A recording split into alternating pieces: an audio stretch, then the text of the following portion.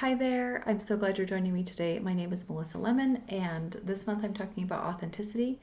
And today I wanted to talk a little bit about a book that I read that helped me begin to kind of understand myself better and process this information of becoming more authentic. And it's kind of random, but it's not random, but it's just not a book about authenticity. It is called The Life-Changing Magic of Tidying Up by Marie Kondo.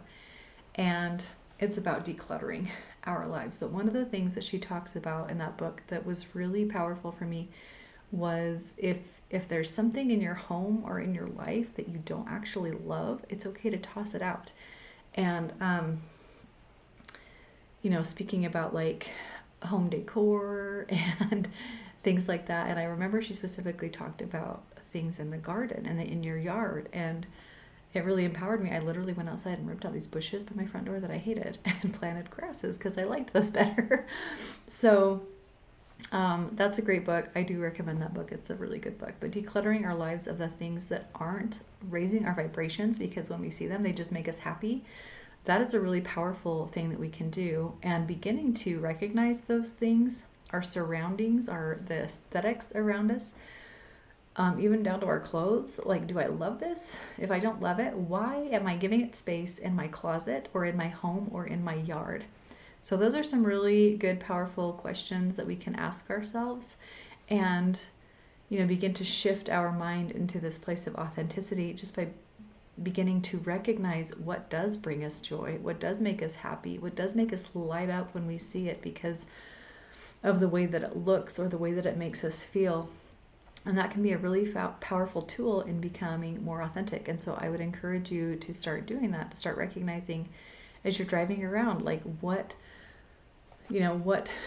plants do you see that just really light a spark in you and bring you joy? And if that happens, great. Maybe you can plant it in your yard. If not, you get to just drive by it. That's fine too. Because we don't have to have everything in our yard that we love. It's okay to just enjoy things as we drive around. But